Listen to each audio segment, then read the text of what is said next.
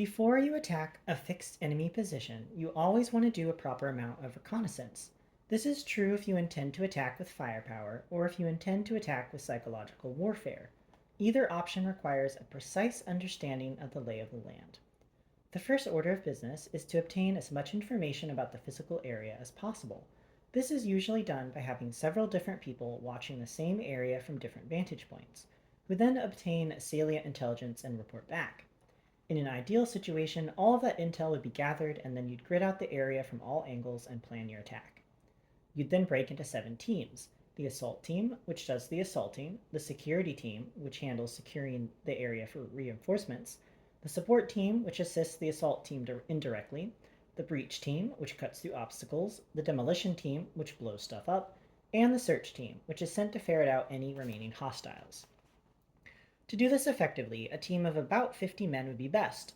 A dozen claymore mines would help, some tank support wouldn't offend anyone, and an extraction team with a gassed up Blackhawk would make it a nice, polite party. If you have less than 50 men, no claymores, no tanks, and only a DVD of Black Hawk Down, you're going to need to make adjustments. When you're a spy, you're often asked to do the work of 50 men simply by being better at everything. Being better doesn't really matter when a dozen violent bikers are beating you to death with lead pipes because you've cornered yourself due to poor planning, which is why Fiona and I were down the street from the Ghouls Clubhouse just west of the airport watching who was coming and who was going, and attempting to figure out what the odds were that we could bust in and start making outlandish demands. I was keeping watch with binoculars and a camera with a telephoto lens. Fiona was keeping watch by reading In Style magazine and periodically taking cell phone calls. Why are the police able to pester Britney Spears and Lindsay Lohan every 10 minutes but can't arrest these men at their own clubhouse? Fiona asked. Because they aren't doing anything wrong, I said. It was true. Their clubhouse was technically a bar, and they were technically patrons, which is perfectly legal. And since you could refuse service to anyone as a shop owner, they didn't have a problem with not serving a person who might wander in off the street. Though the monster sitting in front of the door, absently twirling a baseball bat, probably dissuaded most casual onlookers. In the last hour, we'd watched about a dozen men who looked essentially just like baseball bats roll up on their bikes and enter the bar. Usually these guys had a few women with them. You could tell who they were since they wore jackets that said property of the ghouls on the back, because the ghouls aren't exactly known for their grand subtlety, but not today. It had been a bad week for the company, and it looked like they were doing some official business. Trying to place a legal bug into what is ostensibly a public place is a significant legal issue, which made the ghouls' use of a de facto clubhouse right out in the open a pretty savvy bit of criminality. This article says Brittany is an excellent mother, Fee said.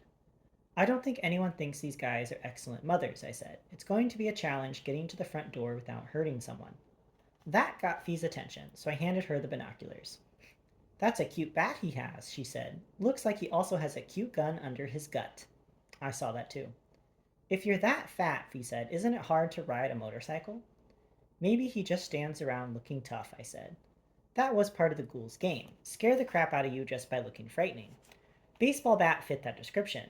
He was over 6 feet tall, had long, shaggy hair that reached past his shoulders, a handlebar mustache, a classy tattoo on his throat of a gun barrel pointed into his chin, which was sort of imposing until you considered that it probably just meant he was suicidal or incredibly stupid, probably both. He also ran at least 3 bills, maybe 350. How long would it take for you to take him down? I asked. I could do it right now, she said. I'd just walk by with a bag of donuts and some crystal meth, and he'd follow me like a dog. I mean, if push came to shove and Sam and I were fighting the other 10 guys. Fiona focused the binoculars. I could have him down in 10 seconds. One punch to the throat, maybe a kick to the knee first. He must be in terrible knee pain holding up all that weight. She handed me the binoculars and went back to reading her magazine. That's my girl, I said. And if neither of those moves worked, I'd just shoot him. A gold Lincoln Continental pulled up in front of the clubhouse, which was actually a bar called Purgatory, which made it about as inconspicuous as the baseball bat out front, and 3 men got out, 2 from the front seat, 1 from the back. The man from the back seat was huge too, but wore a suit, nice shoes, a big watch, like he was a pit boss in Las Vegas. The 2 other men wore jeans and boots, had long hair, handlebar mustaches, and lots of neck ink. What do we have here? I said. Fee looked up from her magazine but didn't bother taking the binoculars. Do Lincolns come stock in gold? Not usually, I said. I set down the binoculars and picked up the camera and took a couple of pictures through the zoom lens. Baseball Bat greeted the man in the suit with a fist pump, the other two men the same way, and let them into the clubhouse and then quickly closed the door. He took several steps down the street and looked around, though not very well. He didn't bother to notice me and Fee in the Charger less than a block away.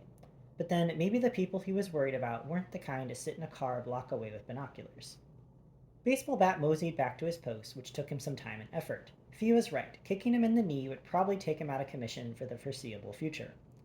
Motorcycle gangs have tried to diversify their business practices.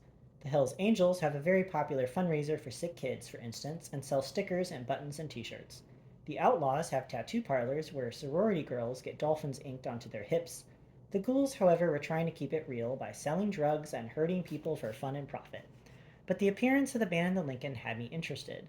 Clearly he was of some serious importance, because no one else driving a gold Lincoln would be treated as well by old Baseball Bat. And also the man in the Lincoln was the last person to arrive. All of the other bikers got there plenty early. Real power is the ability to arrive late and without an excuse while knowing that not a single person will question you. If you want to prove to yourself just how important you are, waste other people's time. I reached into the back seat and grabbed the Ghoul's Constitution and flipped to the section on leadership structure. The odd thing about the Ghoul's Constitution was that it was actually quite well constructed, even in how it meted out payments on drug sales, Shylock business, and prostitution, and a nebulous other category called incidental accruing accounts, which I suppose could mean just about anything from stealing wallets to knocking over a Brinks truck. It made sense, really, since the first members of the Ghouls were ex-military coming back from Vietnam, guys who lived by a code and were shit on it for it and came back with drug problems and a desire to flip off the government they worked for. And it looked like they'd succeeded. Not that any of the current members were likely ex-Delta Force, but the militaristic formation of the group added layers of bureaucracy to their business dealings, which meant you needed one guy who wasn't always driving around on a chopper to make decisions and order punitive damages. A guy in a gold Lincoln, for instance. I'm going to say the gentleman in the bad suit and pinky ring is the local president, I said. There was also a vice president, a recording secretary, a sergeant at arms, and even a road captain, who was in charge of booking hotel reservations and such when they went on long rides. Sort of sweet, really, like a cruise director who will beat you to death for looking at him wrong. What kind of man becomes the president of a motorcycle gang and then consents to drive that car? It was a good question. Why don't you go find out? Really? Really. Why don't you go see if you can use the restroom in Purgatory? See what they're talking about. If you can't hear them, leave some ears behind. Fee closed her magazine, leaned over, and kissed me on the cheek. The day is not a total waste, she said. She reached into the back seat and started rummaging through her purse, dumping out various weapons. She probably wanted to travel light. When you're planning an assault, occasionally the best use of intelligence is to throw it all out the window and send in your best person to shoot the man in charge in the head. That's usually been my job. When you have a weapon like Fiona, who looks as if she'd blow away in a brisk breeze, but who relishes violence like most women covet new shoes, you have to learn to use her wisely. Sending her into the Ghouls' clubhouse would assure two things.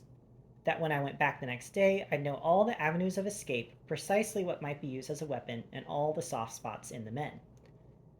That when I went back the next day with Fiona by my side, they'd know I already had the upper hand, that they'd been gamed, and maybe they'd start wondering if someone in their midst was talking to the wrong people.